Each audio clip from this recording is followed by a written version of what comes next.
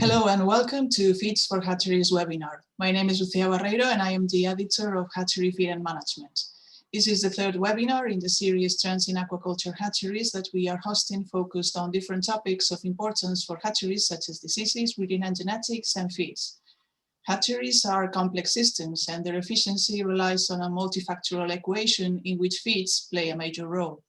Since it is a topic of major importance for hatcheries, we will hold 2 sessions with 8 major players in the feed industry discussing how to improve larval performance through feeds and management in both fish and shrimp.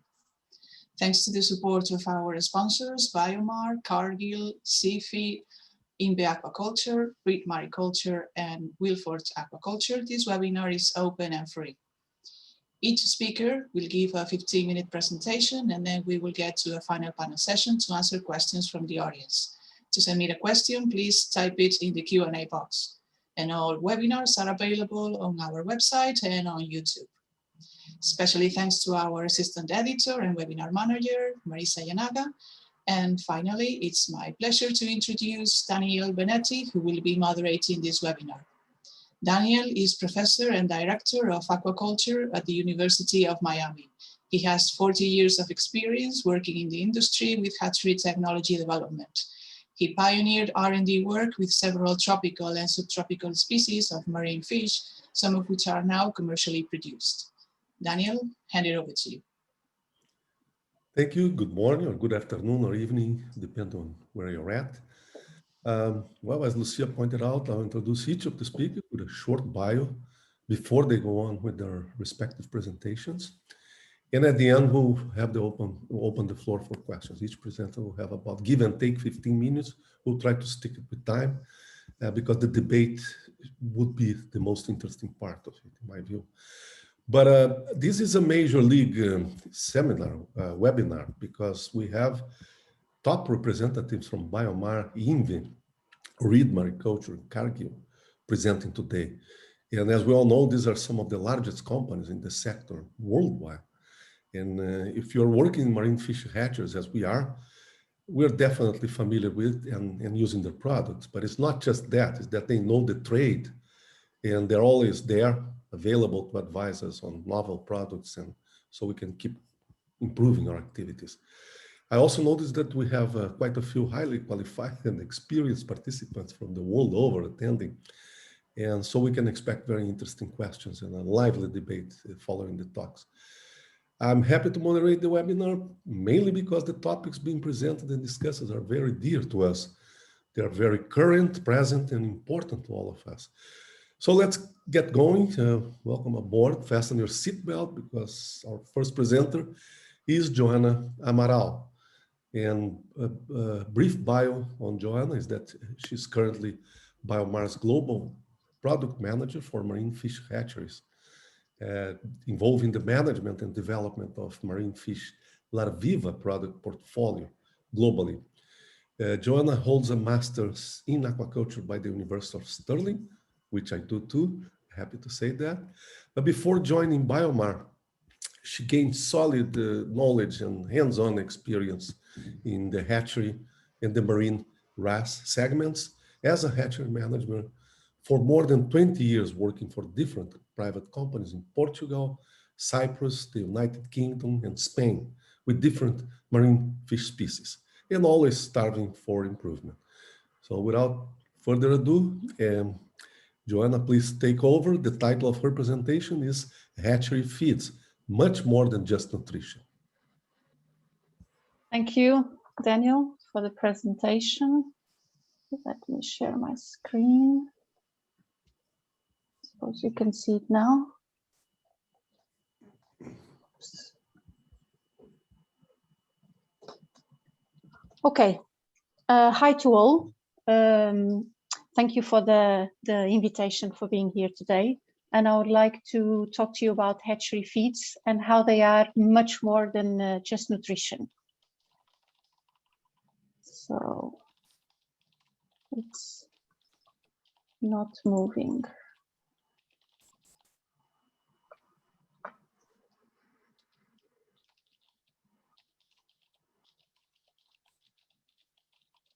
Maybe I need to do it here.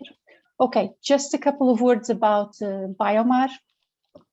BioMar was founded in 1962 in Denmark, and we are currently feeding more than 45 species of fish and shrimp worldwide in more than 80 countries. We have a global footprint, so we have currently 17 sites all over the world. And when it comes to hatcheries, we have two different ranges, two larvae ranges, complete, one for fish and one for shrimp, and this covering all the production cycle. So from broodstock into fry or PL. Today, I want to focus on the early stages of the marine fish, not because what I'm going to say does not apply to shrimp, but because I'm going to give you some practical examples and it's easier to focus in one. So when we talk about marine hatcheries, the main goal of the hatcheries will be to produce fry that will be of quality and robustness and that will be performing on the grow out stages. Now, for a good biological performance on the hatcheries, we're mainly talking about survival, growth, and deformities. But in the end, what we would like to do in the hatcheries will be to increase productivity, to ensure stable production results. Of course, reducing production costs is an objective, and simplifying the production process also it is an objective. But quality, it's actually decided very early on. So the hatcheries are a very complex environment, are like micro ecosystems, and there's always this multifactorial word present in them.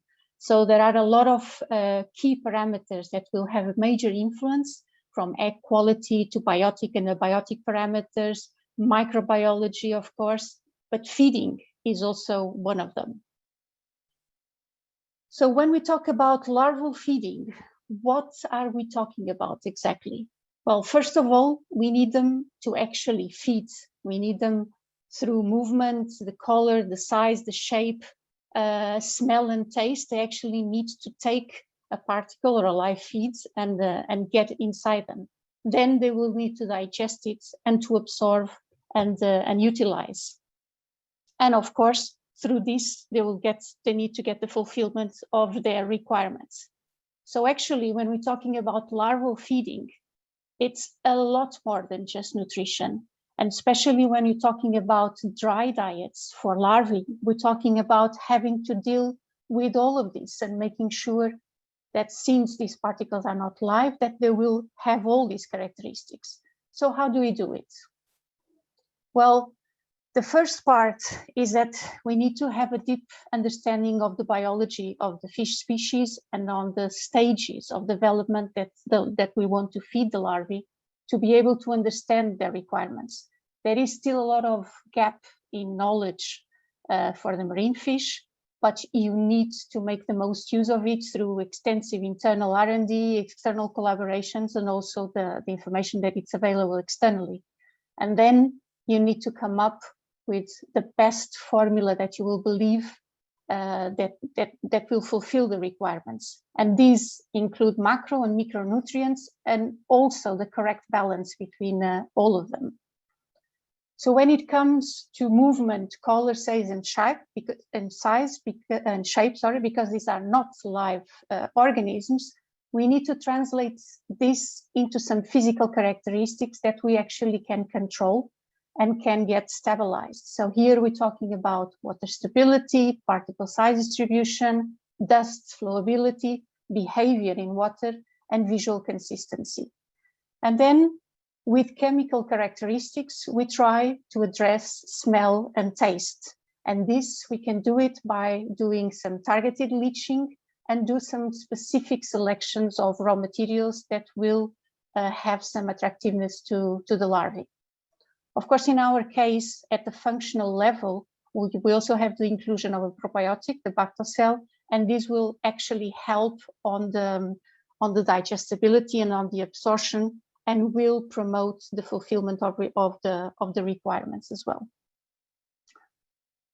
This is very well, but we need to put this working together then. And what happens is, when you play with nutrition and you play with physical characteristics, you have, through a process, to actually get to the feeds. In our case, we use cold microencapsulation for the larval feeds. But it's very important that you know your process, because this will have an impact on the nutrition, for example, on the digestibility of proteins, on the availability of vitamins, but it will also make an impact on the physical characteristics. And the opposite is also true. The nutrition, which raw materials you actually choose to use, will have a big impact in the process and will have a big impact in the physical characteristics too. So we're talking here to have a balance between all the three together, to be able actually to control them all and to get to something stable and to be able to cover all the aspects that we talked before.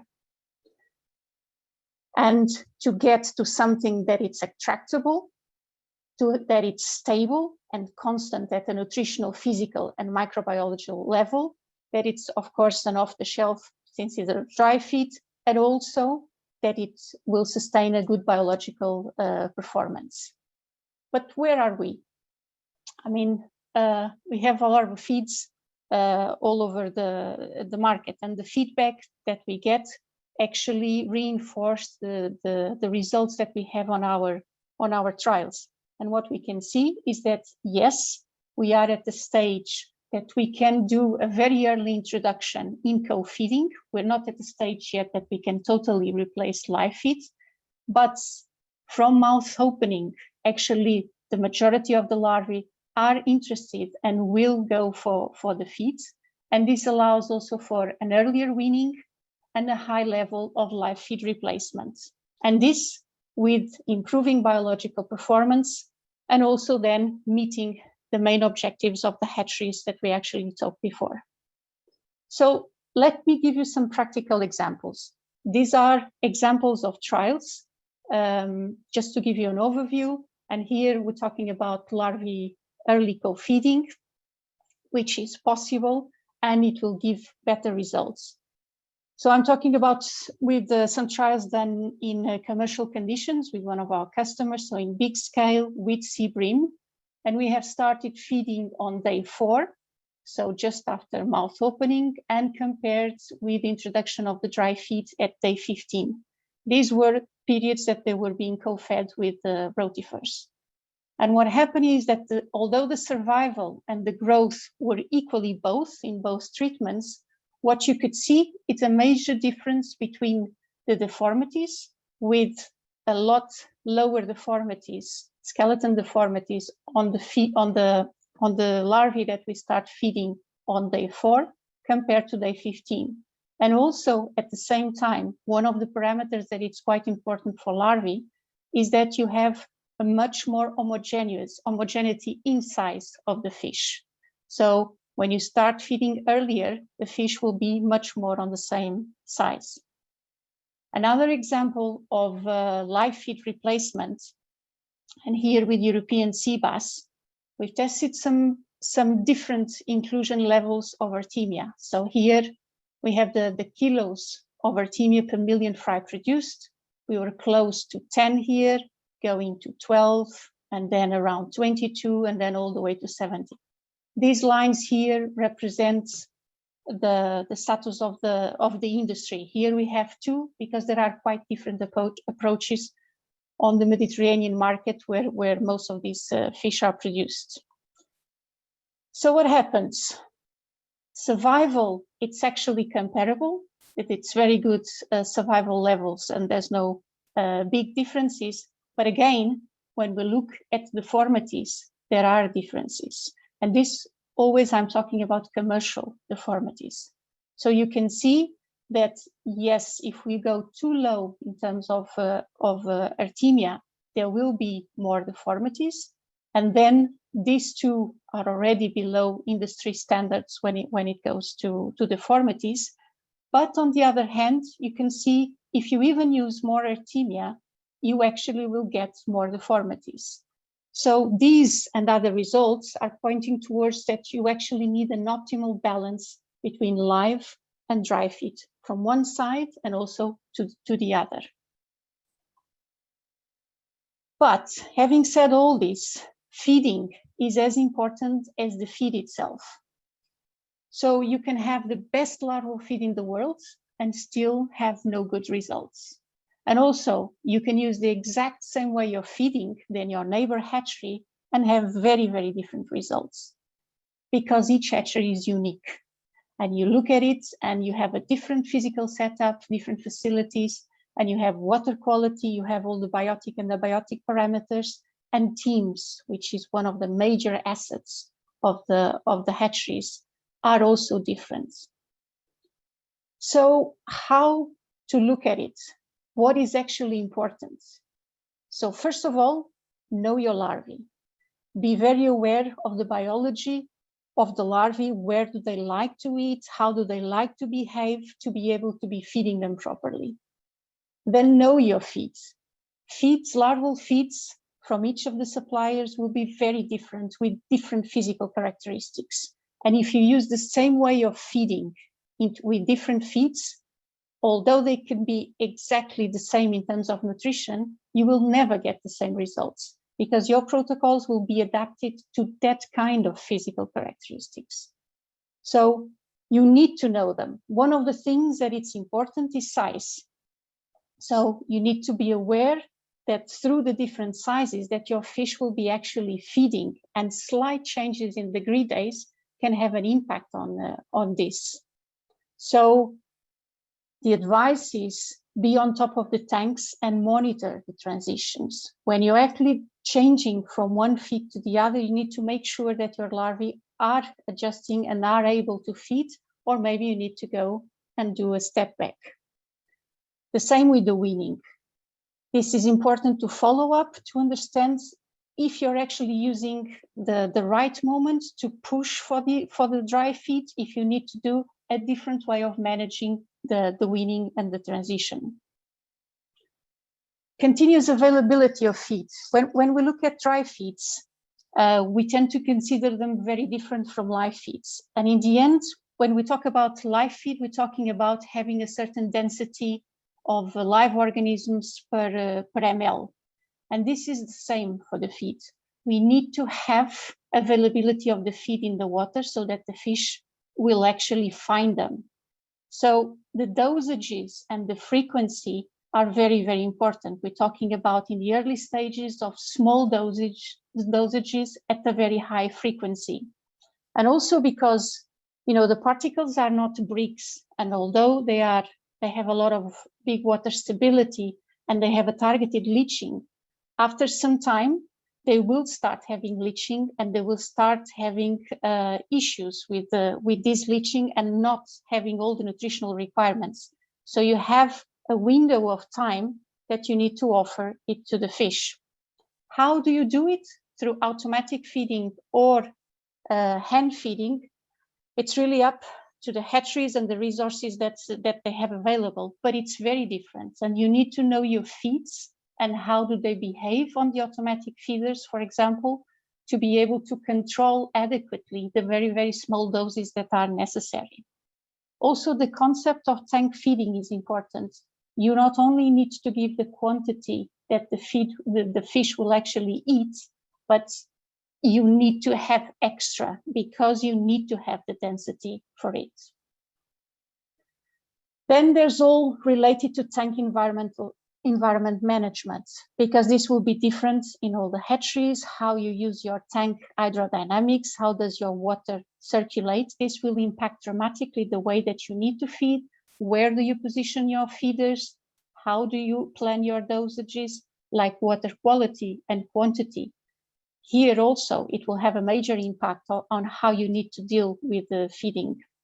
Microbiology is always very important to keep under control, and the amount of dosages and the frequency will have also an impact, as well as with tank cleaning. How many times do you do it? How often do you do it per day, one time a day, and how do you do it will actually have an important impact.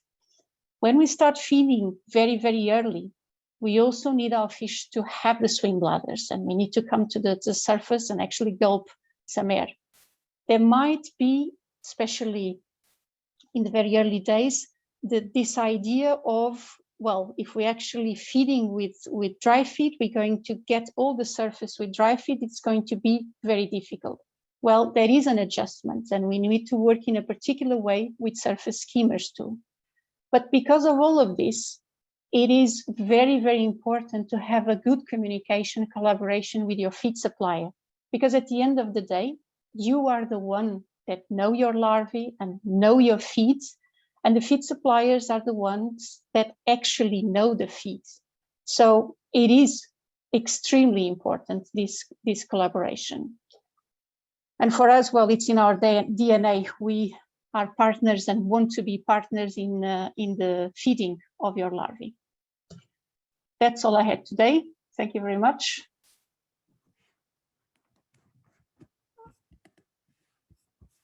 Thank you very much, Joana. Totally relevant, great presentation. And well, as it has been discussed, we're going to have the questions at the end. But yes, thank you. Just to gauge the level of interest in of this, we have about almost like 500 participants right now in this webinar, so it's great. Well, let's move on then. Our next presenter, it's Stephen Debono, who is the product manager of fish hatchery product for INVE Aquaculture and part of the Benchmark Holdings.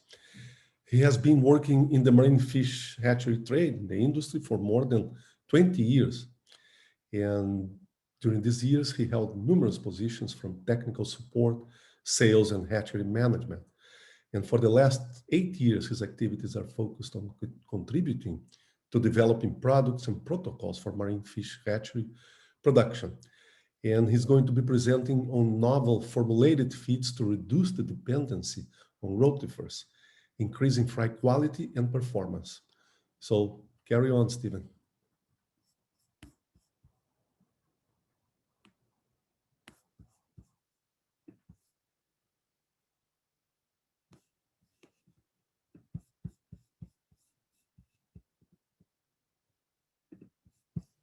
Steve, you're muted.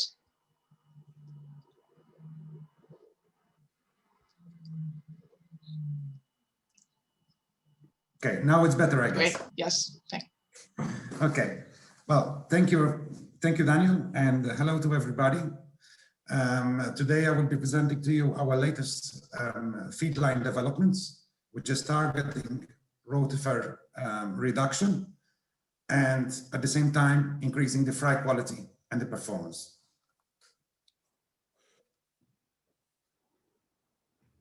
It's not moving. Yeah. So a brief introduction of the situation today. In these past 20 years, the expertise in sea bass and sea bream have been steadily improving during these years. And today we find ourselves that we have a production of around 1.3 billion bass and bream fry in the Mediterranean, with survival rates ranging between 18 and 50%, and with the production growing approximately 6% per year in these past 20 years. This is quite exceptional, and I think we're coming from a long way, as there were a lot of things which were unknown at the beginning, and now slowly we start to make sense out of it. Nevertheless, we can improve and simplify the production processes, but without forgetting that we have to improve fry quality and performance. Part of this equation is rotifers. Rotifers represent a key point for quality. And today we can say that rotifer substitution will play a key role in the future because the predictability and the quality of the fry will increase. The flexibility of the production system will be also increased, and the production costs and risks will be reduced. So I'm going to give you a brief overview of our experience with rotifer substitution at our center in Italy, in Mariculture, in Rosignano, where we produce and do testing at different levels and scales, and even up to a commercial scale. In this case, the results I'm going to mention today to you are of commercial scale results and very comparable to the industry standards of today. So we will go a little bit into detail about the protocols evaluated. So from one side, we have the live food control, which is the standard or classical green water technique for sea bream culture that involves algae, rotifers, different types of Artemia, and a dry diet, which is started at day 23. Whereas on the other side, we have the rotifer substitution protocol, which is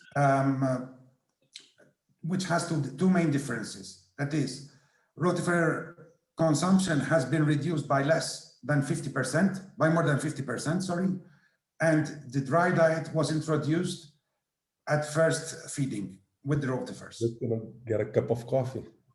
Yeah, by all means. So before we jump into the results, I would like to mention a little bit the characteristics of dry feed for rotifer substitution. And the feed is very specific and needs to be very attractive and very targeting larvae at a very young age.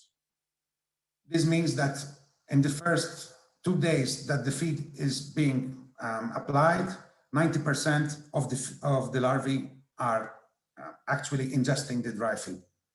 Next on the list, it is good behavior of the water. That is that the feed remains in the water column for a long time and is behaving or having a similar behavior like rotifers. Last but not least is that the feed needs to be easily digested and composed of raw materials that can be easily assimilated by the larvae.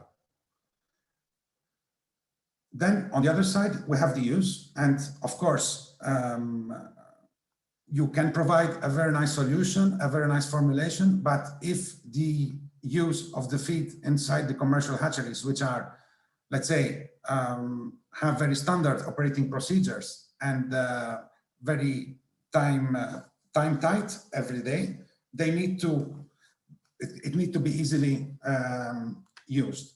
And then last but not least, easily integrated in protocols.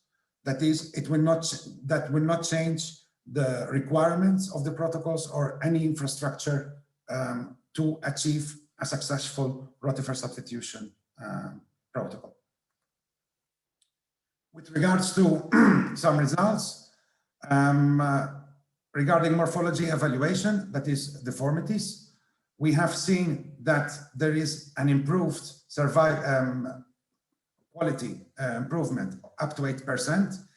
These studies have been done following scientific standards. That is, when you compare to commercial standards, these percentages in terms of normal fry would be higher.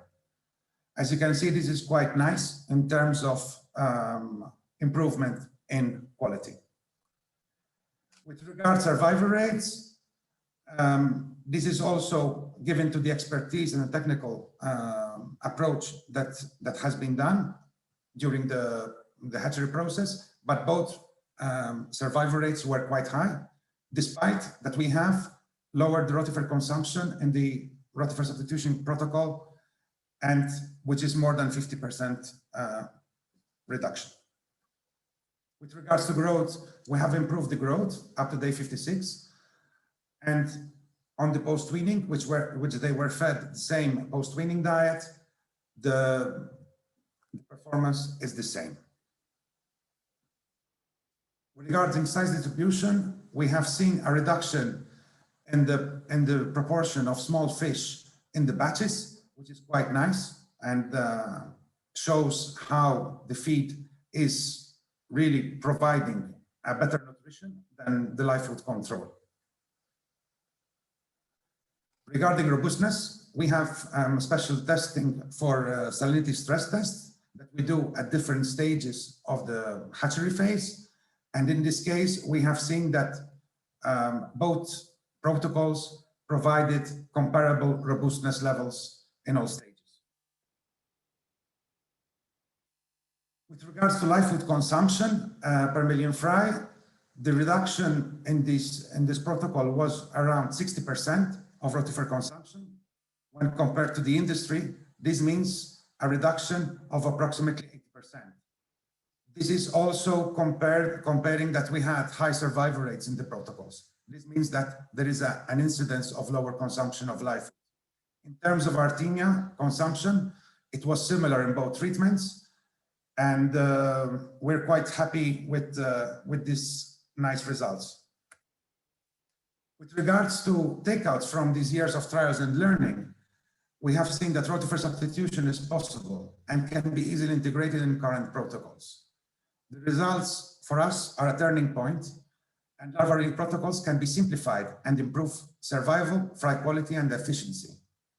And thus, like this, we're going to impact positively the economical performance of the hatcheries and the simplification of the process. So our rotifer substitution value proposition or package is a feed line that is already being evaluated in different commercial realities. And of course, as always, as a leader in not only providing dry feeds or products or commercial products for hatchery, we also provide a very professional technical support and expertise to adapt the protocol to the local conditions. On behalf of my colleagues of INVE Aquaculture, I would like to thank you all for giving the opportunity today to transmit this nice news. And I would like to leave you with a small message that everything should be made as simple as possible, but not simpler. Thank you very much, and see you soon. Well, great talk. Thank you very much, Stephen. Yeah, just the idea for all of us to replace live feeds, it's just awesome. Major progress, really, truly novel. And again, almost 500 participants logged in, and I'm sure we'll have a lot of questions for the debate afterwards. So, well, right now, I will introduce the next speaker, who is Tim Reed, very well known to all of us. He's the CEO, co-founder, and lead technology innovator for Reed Mariculture. Was founded in 1995, based in California. And Reed Mariculture is one of the world's largest producers of marine microalgae concentrates for aquaculture. And they started as a land-based wrasse oyster farm. And in 1997, they shifted from oyster production to supplying microalgae concentrates to bivalve and finfish hatcheries, and more recently to shrimp hatcheries as well. As the company grew, it added rotifers, copepods, and premium winning feeds to better meet the needs of its growing customer base. We know him well, we're clients, so we can attest, and all of these major players here representing major league in the industry, we're all clients for them, so we attest to the quality of their products anyway. I'm not advertising, it's just the way it is. The title of his presentation is The Role of Natural Feeds for Larval Health and Hatchery Success. Go on, Tim. Okay. Hello, let me get this going here. And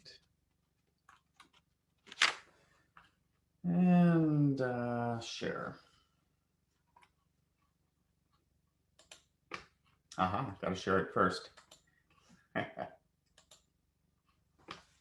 There we go.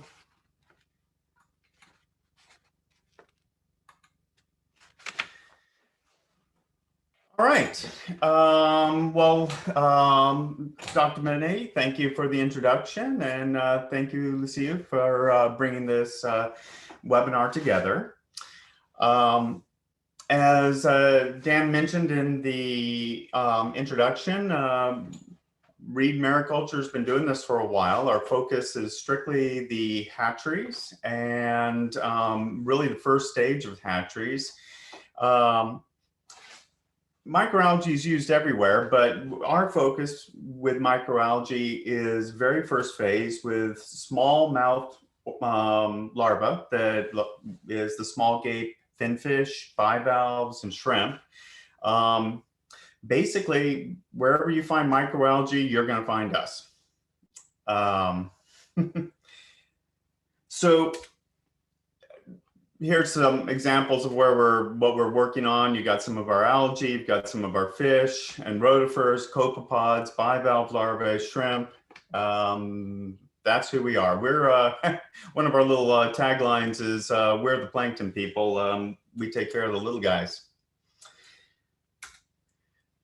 Here's a couple of, just a slide of some of the algae that we produce. All the ones that are familiar in the industry: Isochrysis, Tetrasalmus pavlova, Nannochloropsis, Thalassiocyra, both Weisflogii, and Pseudonana. And, you know, this seminar is about hatchery feeds, and there's so many things that you can talk about. So I'm going to try to limit what I'm talking about to some of the new stuff that we're doing, or newer stuff that we're doing. But I also want to put out that, you know, we're kind of old school and that we're all about microalgae and zooplankton and figuring out how to optimize those feeds to meet the needs of hatcheries. And, you know, we often will focus on new cutting edge species of fish, and that's where our passion is. And so we try to formulate our feeds accordingly.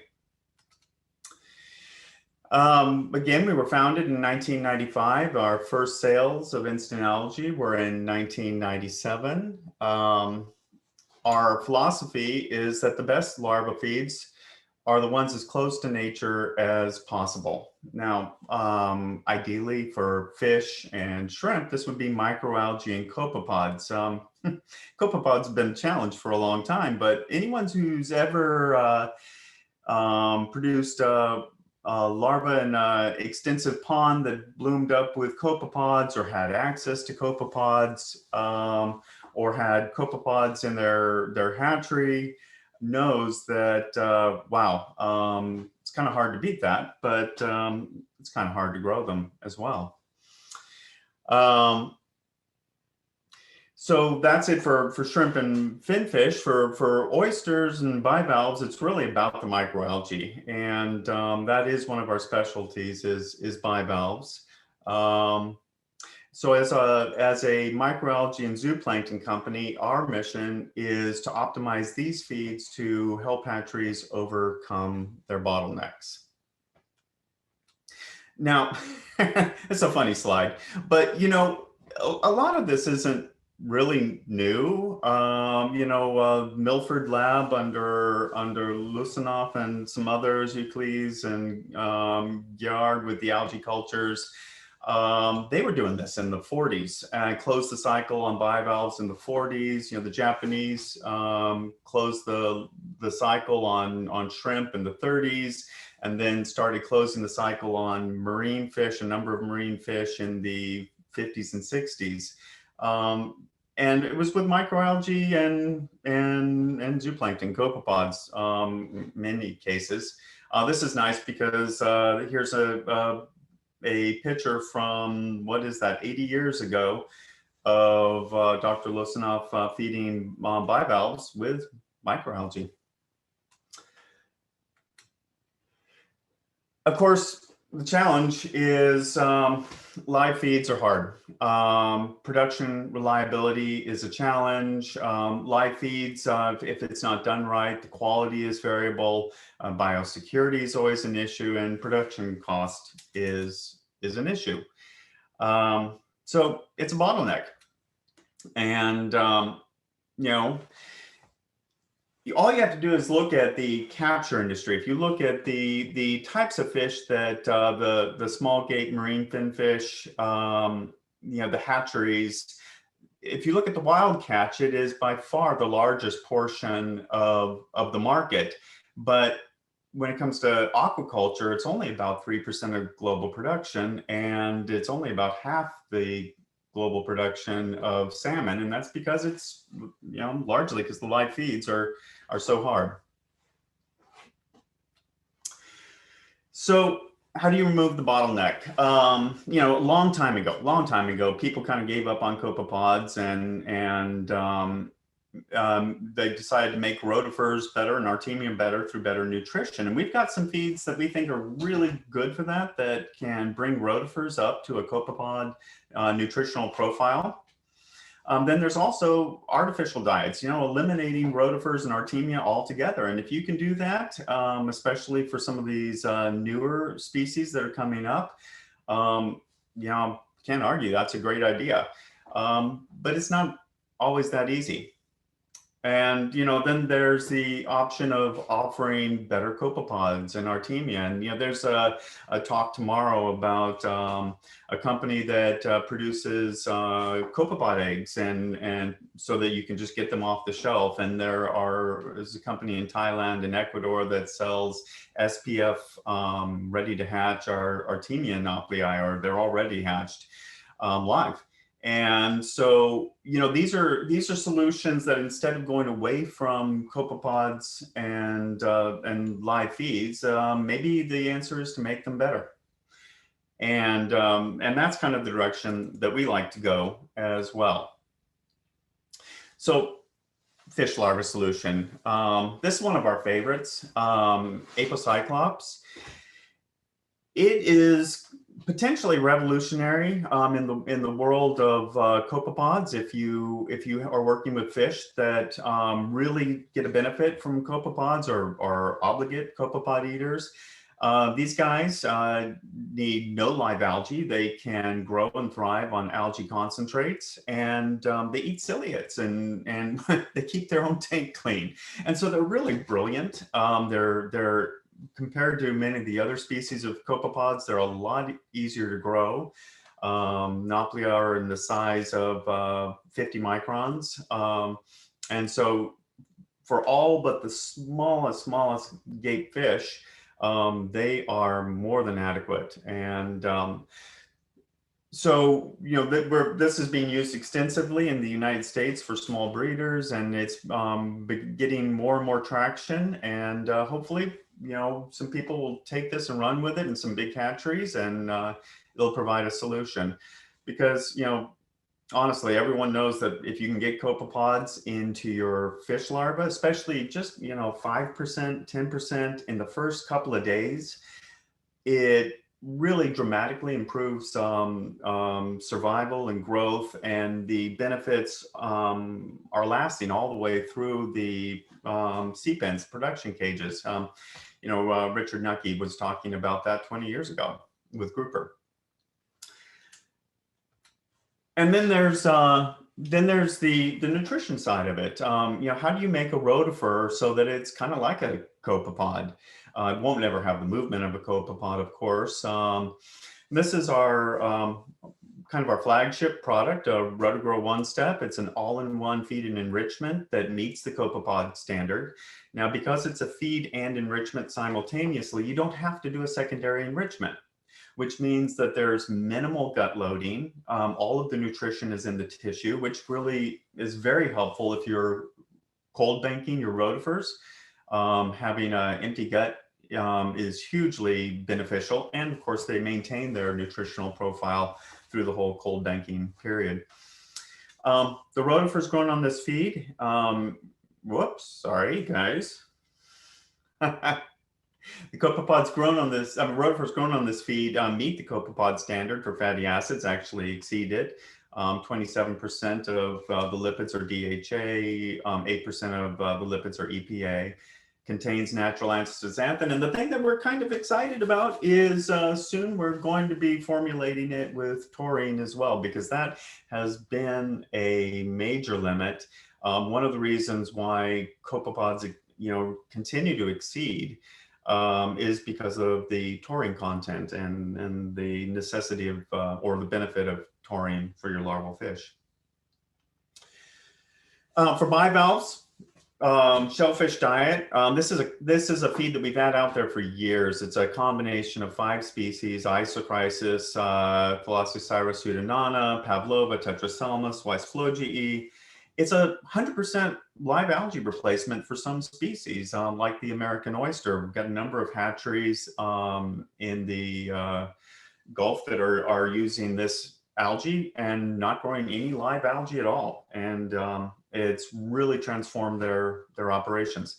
And of course, as a peak load and nutritional supplement for all species, it's brilliant. You actually get better growth better survival by combining live feed with the shellfish diet than on live feed alone.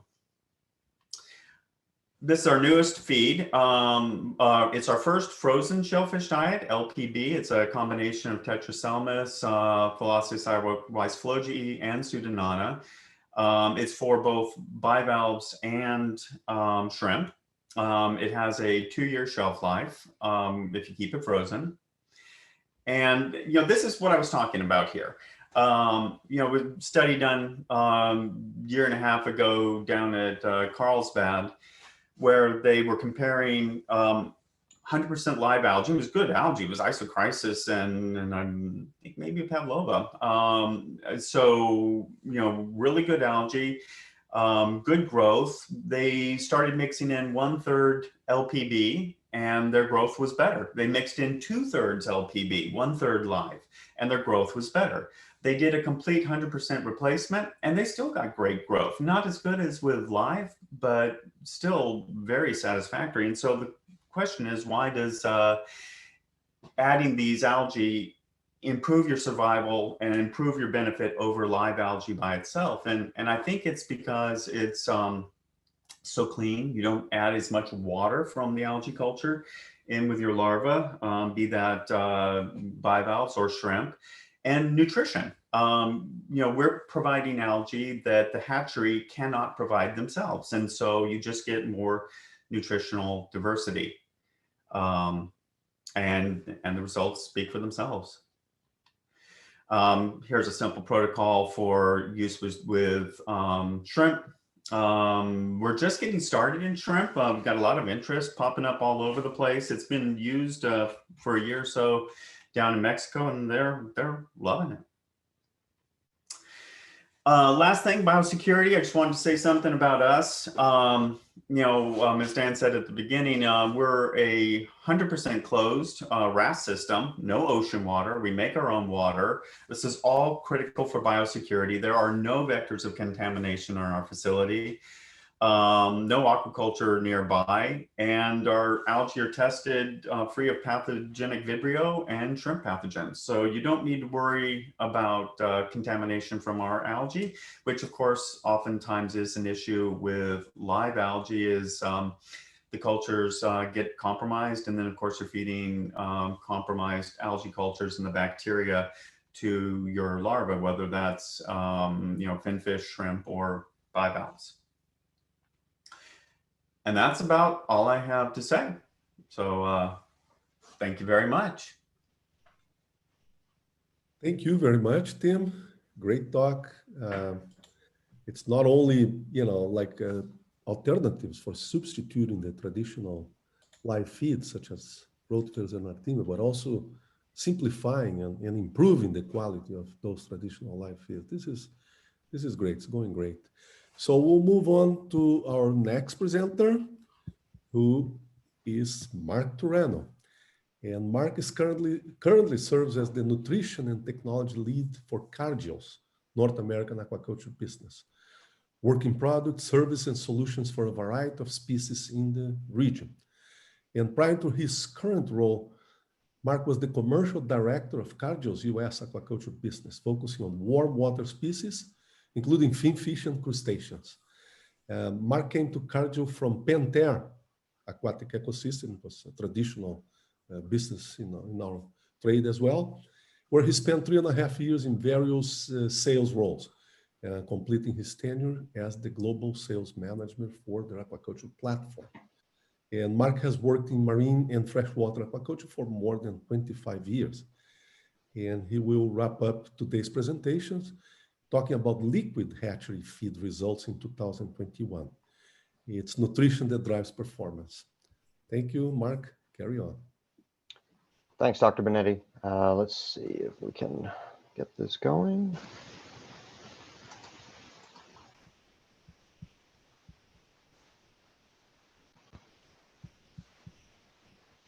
Okay, can everyone see that and hear me? Yes, we can see you. Fantastic. Well, thank you, Dr. Benetti. Thank you to everyone putting on this webinar, and thank you to all the attendees. I think we touched 500 at some point, so it's fantastic to see the number of people that are interested in these topics. So without further ado, I'm going to speak about liquid hatchery feed and some trials that we did this year, and it's specific to our product Liquilife. And it is really geared primarily toward shrimp. So we'll focus a little bit more on shrimp for this presentation. And I think there's 3 points that I'd like to make sure that we get across during this presentation. So when we talk about liquid nutrition, there's 3 areas that we're really focusing on, and that's increasing profitability. And with liquid nutrition, we see higher survival and greater efficiency, improved water quality. So through the microencapsulation process and highly digestible ingredients, we're seeing changes in water quality that are beneficial. And then a simplified production model. So we're able to minimize that feed offering and offer a really nice long shelf life with this product. So as I mentioned, we'll focus on shrimp, and for many of the shrimp producers and those interested in shrimp on the call, we all know that the growth that's been happening in the global shrimp sector from aqua. And based on a number of sources, we're expected that market to increase about 11% over the next 4 years. And as we all know, you have to have a reliable and a stable supply, a healthy supply of post larva in order to continue that growth in the shrimp production world. So I know there was a prior webinar that was focused on shrimp diseases, and obviously we're focusing on nutrition, but I think when we talk about how we produce a stable supply of post larvae, there's really 3 areas that we can consider. So the first one that we're focusing on today is nutrition, so optimizing that growth and health. Biosecurity within the production practices, and then lastly, genetics, strain development. So we'll continue on with the nutrition discussion with this liquid product. So why nutrition out of those 3? Well, what we know is that PL production is a very stressful event. As we go through from nauplii to zoea, mysid, and post-larval stages, there's a tremendous amount of change that happens within that life cycle. Organ, membrane, cell development, they're all critical in this life history. Further, we know that the gut tract on PLs is poorly developed. So understanding nutrition during these phases to not only increase performance, but to ensure that these PLs are raised and are healthy during this tremendous change is quite critical. And when we talk about and think about nutrition, we're really thinking about a couple of things. First, feed delivery. So how are we feeding those shrimp? The timing of that feed, and then the availability of that feed. And I don't mean availability of nutrients right now, I mean availability. So that proximity of those various stage larvae to the feed is quite critical. And then of course, once consumed, how digestible are those nutrients? So when I say liquid feeds, what are we talking about? So our liquid feed is a microencapsulated feed. And microencapsulation is a process that results in a stabilized lipid-coated feed particle that's embedded in a gel. Okay, so if we look at this this sort of drawing or pictorial here, what we have is the food particle that's a combination. It's a formulation: protein, fat, starches, microingredients that is surrounded by an inner lipid layer, and then surrounded by a secondary layer that's gelatinous. And that really all protects these ingredients from leaching out into the water and maximizing that ingestion. The pictures to the right, this top one, is what the product Liquilife looks like coming straight out of the package, the darker color, when it's diluted in water, and then what it looks like once it's in the tank water. These are just some close-ups of what the microencapsulated product looks like. And this is further microscopy that has been done, where we're actually highlighting some of the proteins inside the microencapsulated pellet. So it's a quite nice particle, and what we don't get is a lot of this leaching that we see sometimes in the water from other products. So what are the benefits of these microencapsulated liquid feeds? As I've been mentioning, really, there's 2 areas. It eliminates leaching. So that layering process prevents the nutrients from escaping. Those nutrients remain intact until until that product is consumed. And then that really reduces the impact on water quality. As I mentioned, the feed availability earlier on. So if you look at this picture here of what happens when the liquid feed is mixed into some water, the beadlets really disperse into the water column. And why that's important is it maximizes that interaction between the larva and the feed. So as that feed stays buoyant and is mixed around in the water, those shrimp larvae at the various stages do not need to search for food. They are in the same proximity to that feed. And what that does is it increases consumption throughout that life stage period, and it increases nutrient intake. The other thing that it does is if the larvae do not have to search for that food, they're reducing that energy expenditure. So that's where we get increased performance. So for those of you who are not used to seeing a liquid feed, it's a fairly simple process, but it's not the same as what you would look at feeding a dry feed and just broadcasting it. This product is mixed, is measured out and then mixed in a small amount of water. And then it's poured in, and I guess we lost a picture here, throughout the production system. And then as the larvae start to consume this in their production tanks, there's periodic monitoring of the gut tract for the acceptance, and then ensuring that the larvae are developing appropriately. Oh, there's the picture. So I'm going to just switch to and speak to a couple of trials that were done just this year in Ecuador. Liquilife's been around since around 1997 was the first release. And this was the first liquid feed product on the market. And we have lots of trials that have been done over the years, but as we look to bring forth the next generation product to the market, we wanted to start putting newer results out there, utilizing the product in some commercial trials. So what I want to do is just set up the general feeding strategy for these, and I'll note the differences in these two trials as we move in. But so these feeds, as I mentioned, were done in a commercial hatchery within different modules within that hatchery. The general study design used 6 tanks for each study. They're 40 cubic meter tanks. 3 of those were control tanks, which utilized the current commercial feeding regime. So whatever that farm was using, generally speaking, a mix of a little bit of liquid and mainly dry feed. And then 3 tanks that were only utilizing the Liquilife product. We stocked 150 nauplii per liter and roughly 6 million PLs per tank. We monitored survival, total ammonia nitrogen, pH, and we did a calculation for unionized ammonia and ran the study from Zoea through PL10. And you can just see the protocol. So I mentioned the controls, a combination of mainly dry, but some liquid. And then a Liquilife only protocol through that PL10 phase. So in the first trial, what we noticed was an increase in survival. So we're looking at about 63.6% for those tanks that were fed the Liquilife only feed versus the 42.3% for the control feed. That's the standard commercial feeding protocols. I think some of the success is really due to the water quality piece here. And when we look at total ammonia nitrogen, so this bottom line here is the Liquilife feeding trial.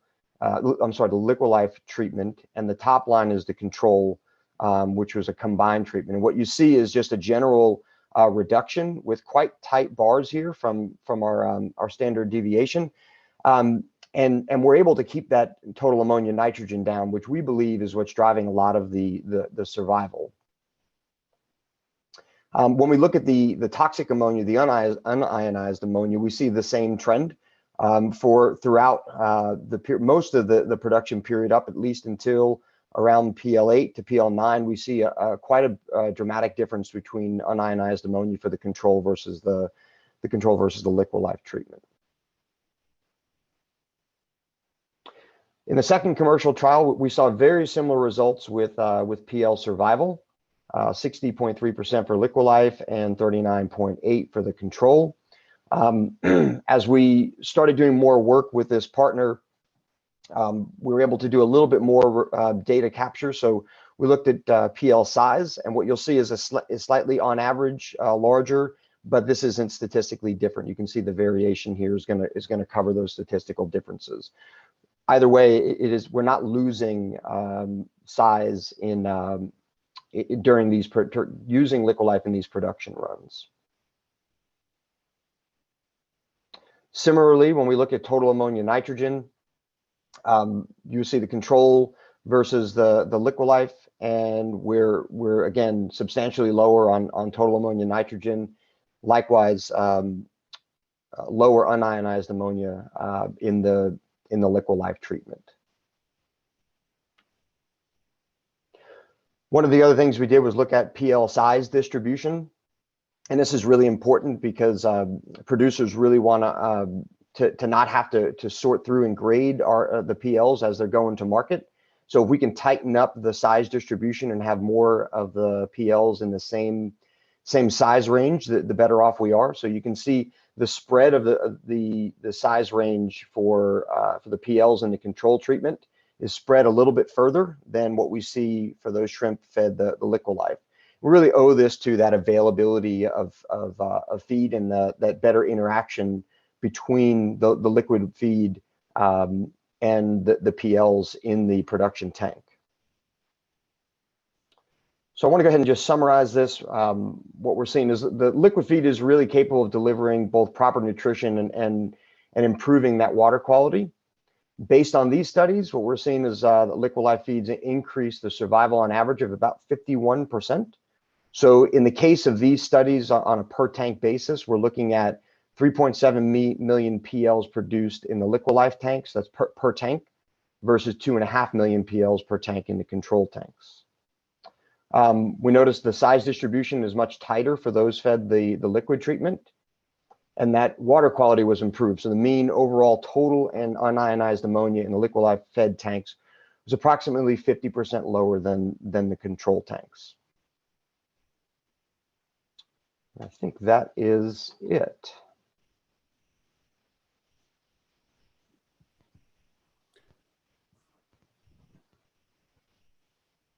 Okay. Much. Maybe Lucia will take over from here, but I just wanted to say it was a great talk again.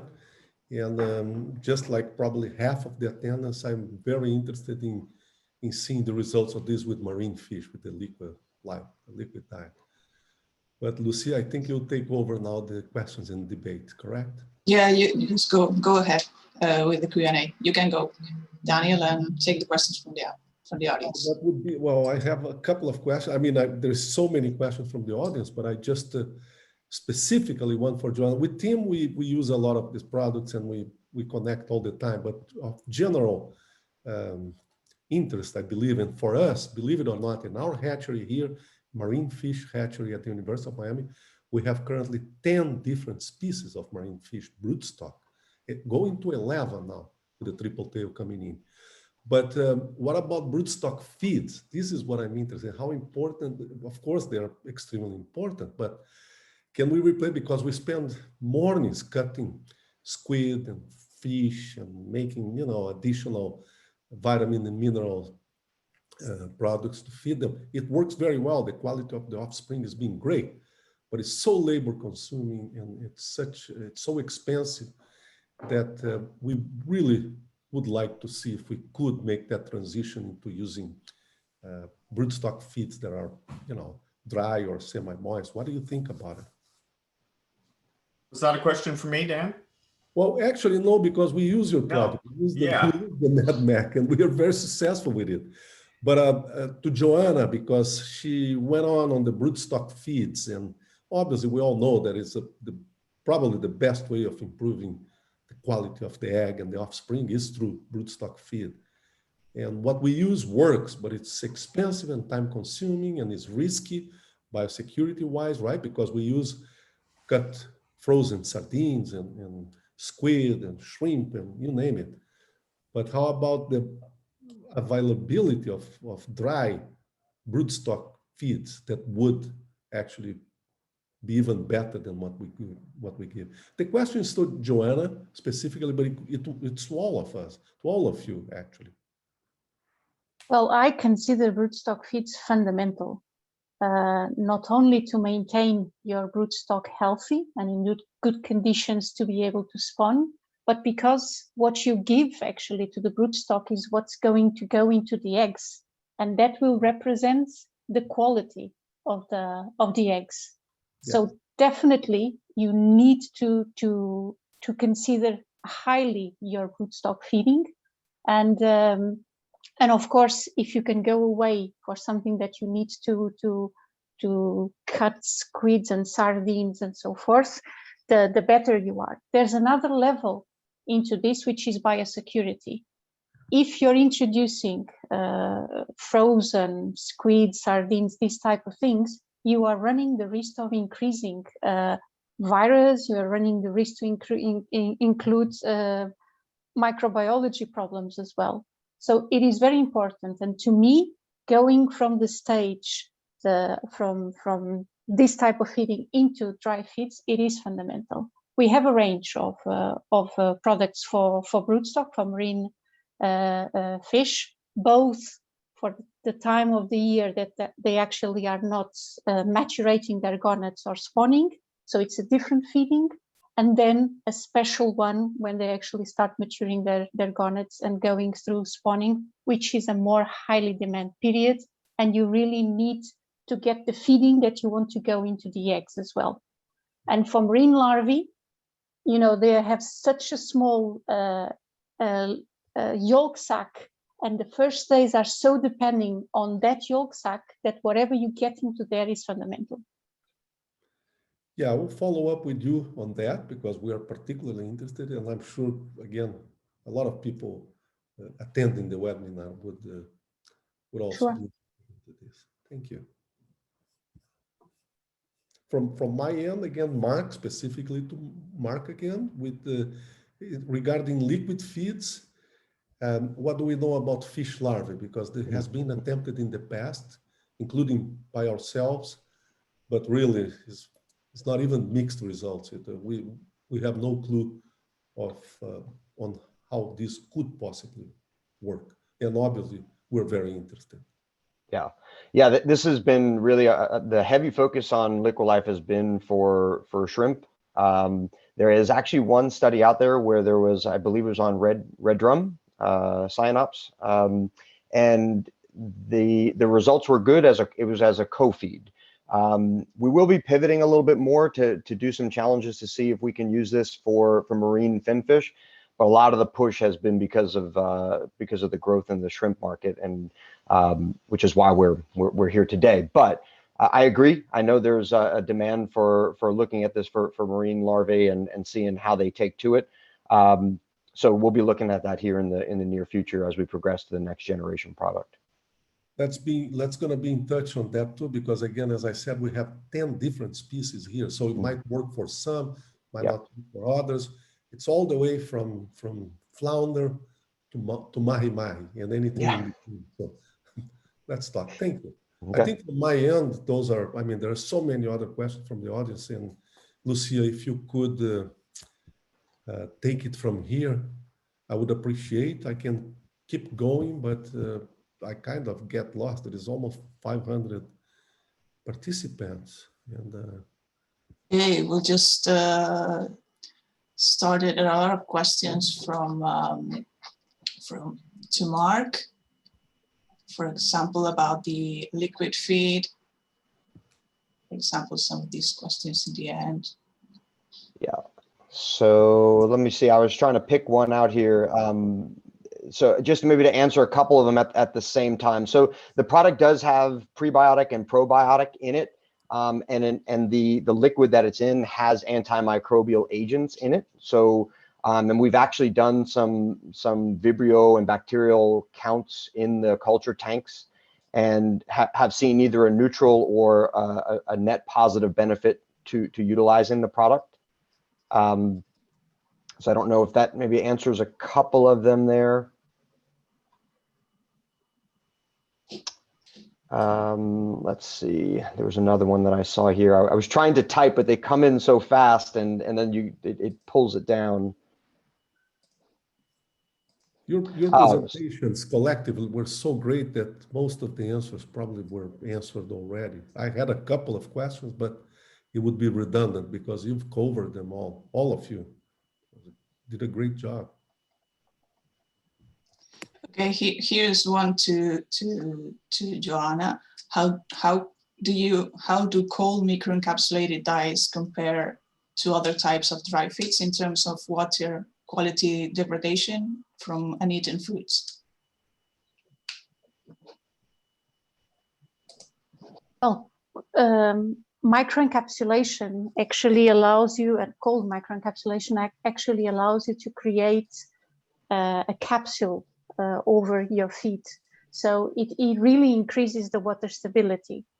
When we do this, we also target some specific leaching for attractiveness, but the stability of the water it's quite high. So it goes for a long window of time without being destroyed, this stability. Of course, we also, when the particle goes into the water, it swells. So it takes some water, so the particle gets more moisture. We don't want to be feeding larvae with bricks, but the water stability is still there. So it, in fact, microencapsulation allows us to increase the water stability. Okay, question for Tim. You were talking about some of your products, and maybe you would like to tell us a little bit some success stories as an examples of some of those products. You're muted, Tim. How's that? It's okay. You know, there's a lot of interesting success stories over the years. You know, one of our favorites is mangrove crab restoration in Palau. They've been one of our customers for years and years. So this is not just for shrimp and bivalves and finfish, but here you have a crab, a crustacean, I mean, a big crab that they're using our shellfish diet, and it's a community college out in Palau, and they've been very successful, built their program around it, and they're putting crabs back into the mangroves, and it's fantastic. You know, another really interesting story, one of our most successful or important partners is Auburn University, the Shellfish hatchery down in Auburn, Dauphin Island. And they got hit really hard when the Deepwater Horizon spill happened. And they had to shut off their water completely for, I think, 3 or 4 weeks. And so they had all of these animals. And, you know, if they were working on live algae, they would have been in really big trouble, but they were able to close down their water system and continue to feed their animals for 3 to 4 weeks and keep everything alive and growing. And to me, that was a great testament of just what you can do with an algae concentrate when you need to. Good heavens, there's so many small stories. I wish my marine ornamental guy was here, because he loves all the marine ornamental stories of all the fish, rising tide people and all that that have been, the cycle has been closed using our feeds. Really, you know, our feeds, we have so many customers, little customers all over the world. And I think maybe that's one of the things that is really nice is so much research has been done because of our feeds. Because if you have a small lab and a researcher and they don't have the ability to grow all these different zooplankton or to culture the algae, they can still get their work done. And so there's been so much research, people working on shell growth on oysters and things like that. How's that for an answer? Okay, it's okay. I mean, we facilitated a lot of research simply because people had tools that they couldn't get any other way. Okay. Well, here's another question for Joana and for Stephen. Well, as we all know, light in hatcheries are very important, and the question says if INVE and BioMar take light influence as a factor influencing the success of feeds. So Joana, you want to go on? Or Stephen? Definitely. I mean, light is one of the abiotic parameters that it's very critical for larval rearing. So depending on the species, depending on the facilities that you have to play not only with the hours of light that the larvae will be exposed, but also to the luxes, to the amount of light. So of course, when you play with these lights, the feeds need to still be visible if you're working in very low light conditions. But as the live feeds, if you really maintain the availability in the tanks, you will get the same effect of attraction, and the fish larvae will be able to feed it in very, very low light intensity levels. But it is a good question. It's something that we have tested in many different ways to see how important and if we would need to adapt the feeds to that. Okay, Steve? Yeah, I couldn't agree more with what Joana said, but also nowadays we can work on a more standardized way with regards to protocols, and we can work with 16-hour daylight, for example, rather than 24 hours. Secondly, is that I don't know if Joana have seen the same, but every hatchery you go, you have different light intensity, and this is a big variable in the standardization of hatchery production. Nevertheless, there's also an important correlation between light intensity and algae in the tanks. And this is also another important factor that will influence on the quality of the fry and on the development of the fry. And last but not least, it's the feed itself. I mean, larvae need to see the feed, but also need to smell the feed. So in very low light concentration, you can still see bass or bream, which are feeding on formulated diets very easily. And just to move back regarding the broodstock diets, from our point of view, which we have been the first people who have formulated diets and for broodstock feeds and for bass and bream, but for some other species as well, we see that there is a possibility to take out completely trash fish, especially in bass and bream, and other species as well. The only thing is that there are also some nutrient and nutritional differences that might delay, let's say, the transfer from trash fish or the use of trash fish to formulated diets. But this is possible to do. Okay, another question for all, but you can go on, Stephen, is when the total replacement of live feed is going to happen? Do you have your replacement for rotifers? That will be like the big question. Yeah, well, I think it's not when it's going to happen, but how it's going to happen. The question is that we have to make sure that if we're going to replace, you replace it in order not to lose the current performance and the current quality that you have. Nowadays, the industry is focusing more on the performance and the robustness of the fry that you produce. So changes need to be done smoothly.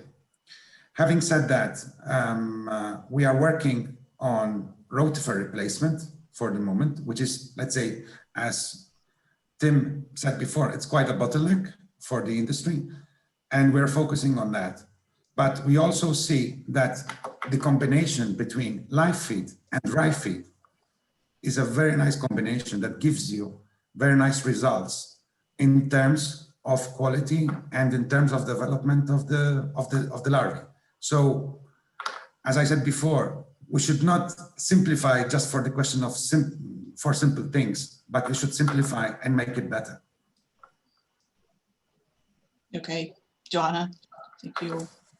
Well, live feed replacement is a holy grail of the hatcheries. I think we all want to replace live feed. from our side, we are working heavily on it, and it's not going to be tomorrow.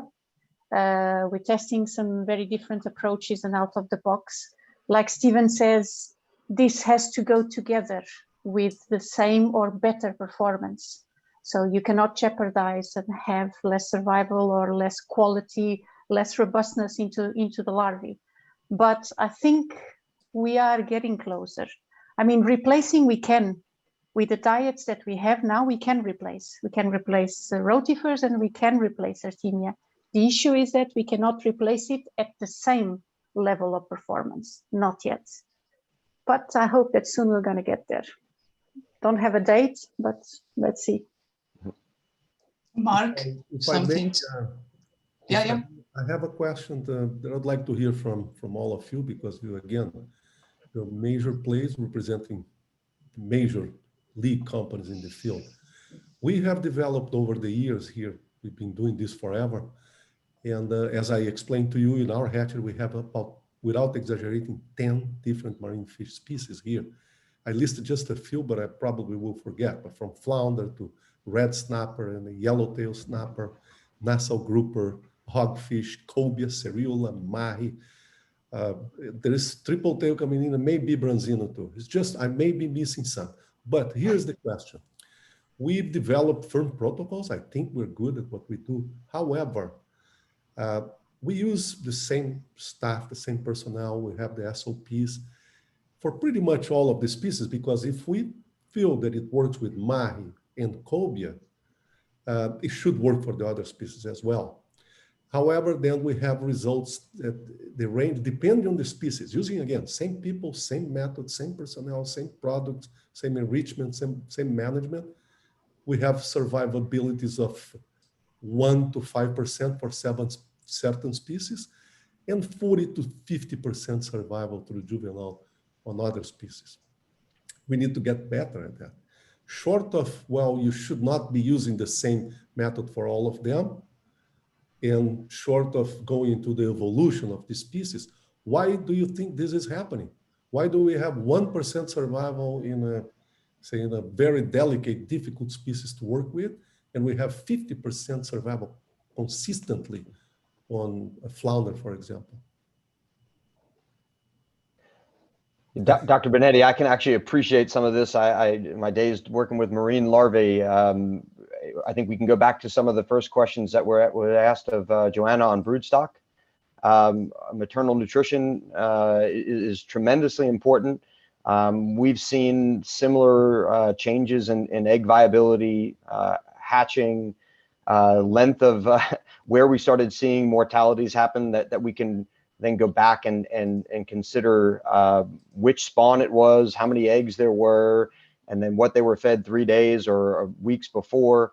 I think there are, as you know, there's probably a lot of answers to that. And it's almost playing detective, where we go back and make sure that maternal nutrition is set up, and then that each stage of larval production is appropriate. But there are those runs that I think we've all experienced, that we just can't ever get to an answer, even if we do everything right.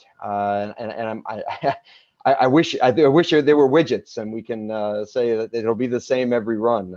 I'm not sure that there's a straight answer, but I think it combines all of those, at least from a nutrition standpoint, every larval phase back through to broodstock. But again, I appreciate that, and you're absolutely correct. But say, if we use the same diet for mahi and cobia, which grows an order of magnitude 10 times faster than all of the others, and it worked for them, so to speak, wouldn't that be good for other species as well? Maybe not, but... Maybe not. Yeah, maybe not. Complicated. Anybody else has anything to say? We're open for... Use more copepods. Oh my God, let's not go there. Let's not start with that. We're working on making it easier. Yeah, I know. We know. We got, well, some of, I mean, we have had several broodstock managers over the years, and I don't want to make a, a direct advertisement here, but all of them agree that the Mad Mac is a magic bullet. It really works. Again, it is probably anecdotal because again, you would think that if it works for mahi, it would work for the others too, because we use MAD-MAC for all our species. And yet 1% survival and 50% survival in other species. Just, I can only think of evolution, how they evolve, how they cope with the microbiome that is present in the tanks. The flounder is at the bottom, of course, can deal with a lot more bioload than a mahi or a tuna, which is out there, you know, not exposed to the levels of bacteria, because the bacteria that we find in the ocean, in the open ocean, of course, for where mahi would be, where a tuna would be, again, are orders of magnitude as we approach the coast and coastal. At the hatchery, we are increasing the magnitude of exposure to bacteria to incredible levels, and most of them, several species cannot cope with it. But I'm not trying to answer that because I don't have the answer. Okay, another question for Tim, because since we still have to use live feeds, it's where microalgae and concentrates and zooplankton is most impactful in hatcheries. Well, you know, Dan's lab, where you've got 10 different species of cutting edge fish. That's where you need the intense nutrition.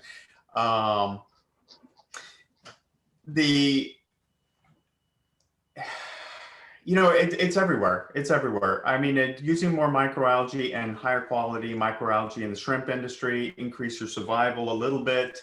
If you get a 10% increase in survival or a 5% increase in survival, that's huge. You know, bivalves, really, so much of the bivalve culture is done through wild stock collection rather than hatchery work. And I think microalgae concentrates really should open the door for more hatcheries to replace wild collection of seed. That's another area where it's very valuable. You know, nutrition.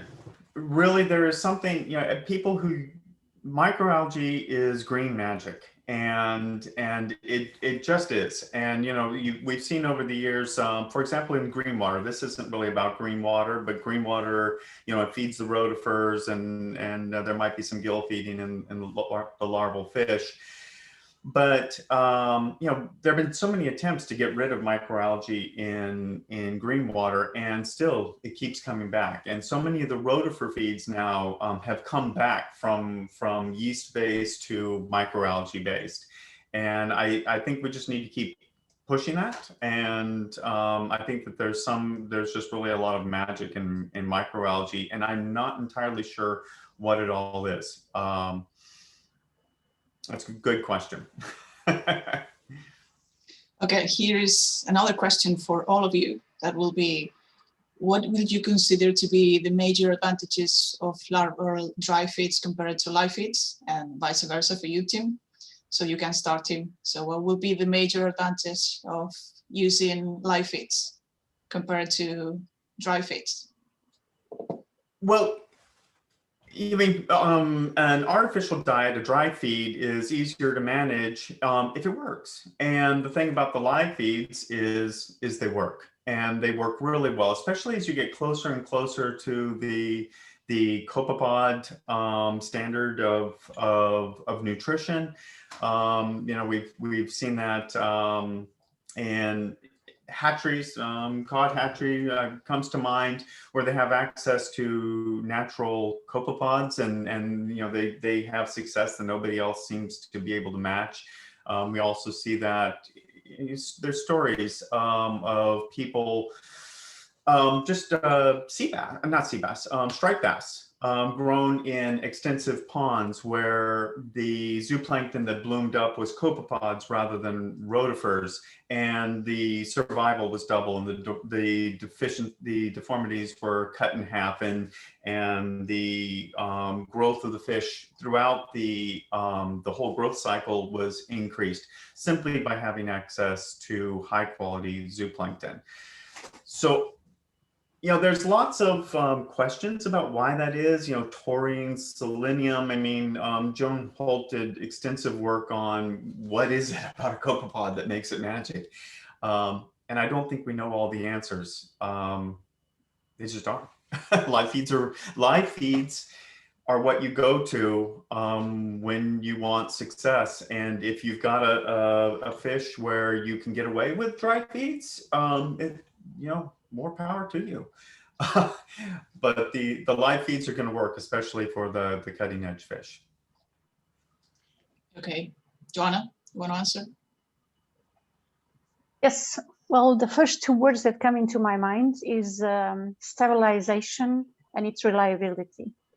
If you have a larval feed, dry larval feeds that works, you have something stable to offer. Live feeds are parallel cultures. We need to spend a lot of time, a lot of efforts, a lot of staff time into doing it, and there is a risk that one day they're not working, or they're not working as they should be every single day. So you always have a fluctuation in terms of quality that you offer to your larvae. That does not happen with dry feeds to start with, and then it's an off the shelf. So the amount of man hours that is taking out, the cost reduction that you get, it's immense when we think about it. So these are the main two words that I would consider it. Okay, good. Stephen? Yes, to add on my fellow colleagues, I would say also industrialization. We are going towards a more industrial process, a more consistent process, especially in the Mediterranean. But this trend will also follow in other places as well, with other species. And I think moving through formulated diets is the future, but also you have to move towards a balanced approach. And in a way, facilitating or simplifying certain live food items is crucial as well, because we see until today that the quality of the fry is not the same when using just formulated diets. And this is the mantra, let's say. You simplify what you have today, and on the other side, you put something very powerful and very strong that can push you forward towards a better quality fry and robustness. Okay. Thank you, Marc. Yeah, you know, I think it's really going to be species dependent. I'm not sure we're going to ever be able to get away or be able to do all of one or the other for every species. I think we'll generally get there where we're replacing, but I always think there'll be species that will just require the attractability, the stimulant of a live feed. And as much as I'd love to say we can get away from it, I'm not sure. So I think you're going to find that depending on the species and the culture system is where we'll see the differences. And that's why I think what Stephen is saying is correct, is that there will have to be a balanced approach with all this. Okay, here's another question for you. I think I lost it for you, Marc. Okay, it's about the liquid feed. Is it coated feed? And it has, if it's a coated feed, how this impacts attractability, and does the gelatin contains attractants? I think that's relevant for the feed industry. So the gelatin is the coating. It is not a separate coating on the outside, but it is designed to be a highly attractive. So we have not seen any problems with consumption of Liquilife as a result of that gelatin coating. So it does not interfere with the palatability, if you will. Okay.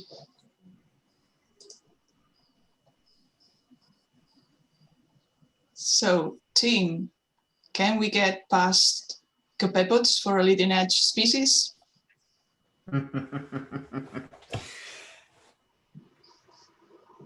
You know, the better question would be, can we make copepods easier and better? I think that would be, you know, the return to using copepods or rotifers with copepod-like nutrition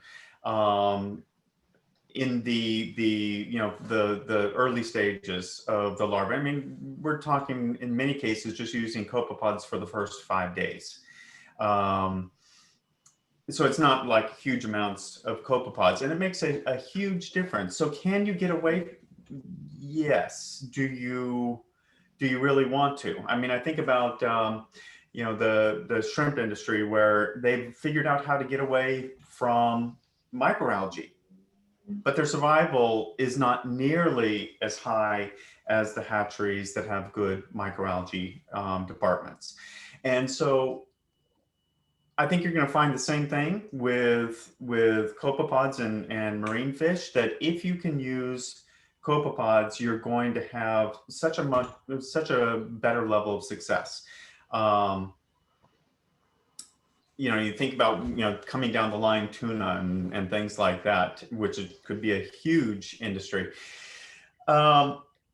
So no, I don't think we really want to get away from copepods, but there are fish species. I mean, come on, I mean, salmon is huge and they don't use copepods at all. So awesome fish, let's go with salmon.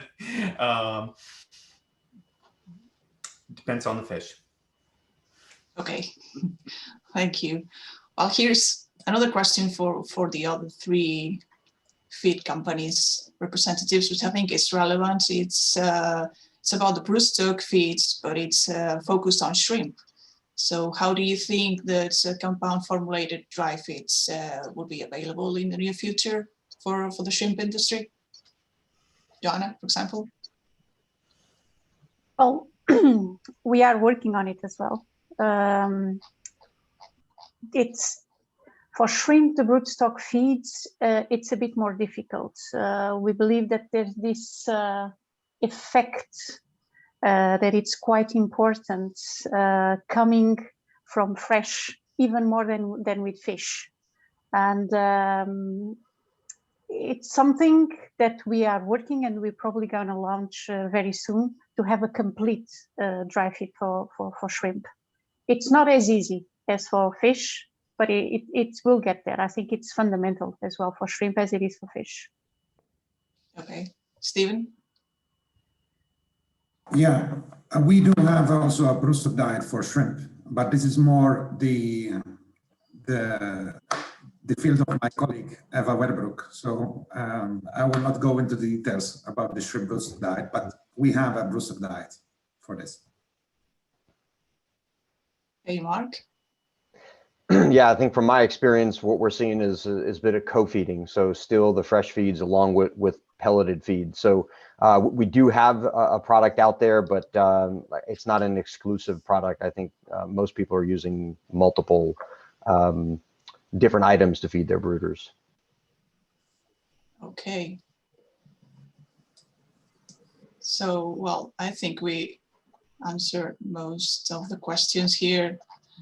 It's been like 40 minutes talking. I think it's time to wrap up. Well, thank you very much to all the panel, and thank you very much, Daniel Benetti, for being the moderator. And see you tomorrow for the next session on the webinar Tree and Feeds for Hatcheries. And if you want to stay up to date on the latest news on the hatchery aquaculture hatcheries, please visit our website hatcheryfm.com, and you can subscribe to our publications. So see you tomorrow, the next session. Goodbye. Bye. Bye-bye. Thank you. Good seeing you all.